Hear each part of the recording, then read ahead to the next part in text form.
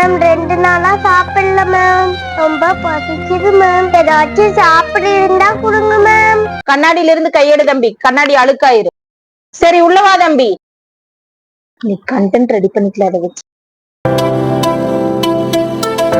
சரி தம்பி கொஞ்சம் இப்படி வா. இந்த புடி நல்லா ஒழுக மாட்டேங்குதே. ஒரு நிமிஷம் கொடு.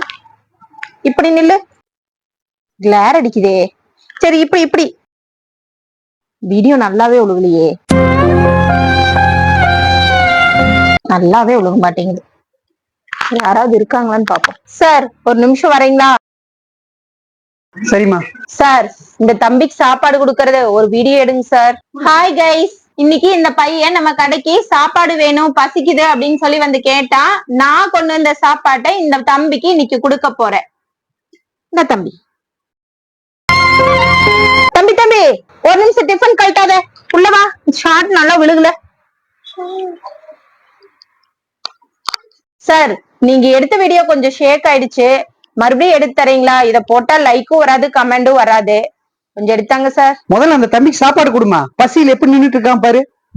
வீடியோ அப்புறம் எடுத்துக்கலாம். இந்தா. ஏமா ஒருத்தர் பசிக்குதுன்னு வந்து கேட்டா அவங்களுக்கு உதவி செய்யணுங்கிற எண்ணம் போய் வீடியோ எடுக்கிறதுக்காகவே அவங்களுக்கு உதவி செய்யணும் அப்படிங்கிற மனோநிலைக்கு எல்லாரும் வந்துட்டீங்கல்ல. நீ வீடியோ எடுக்க தான் பசிக்கு அந்த சாப்பாடு எப்ப கிடைக்குன்னு அப்பாவே அந்த பையன் உன்னையே பாத்துட்டு இருந்தான் பாரு. அதை விட உனக்கு இந்த லைக்கு கமெண்ட் பெருசா போச்சாமா. இனிமேலாவது இந்த மாதிரி தப்பெல்லாம் பண்ணாதம்மா. போயிட்டு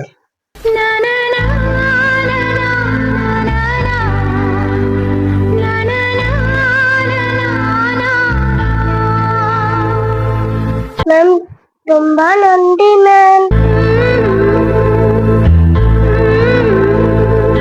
இனிமே எப்ப பசிச்சாலும் கடைக்கு வா, சாப்பிட்டு போலாம். வீடியோ எல்லாம் எடுக்க மாட்டேன். சரிங்க மேம்.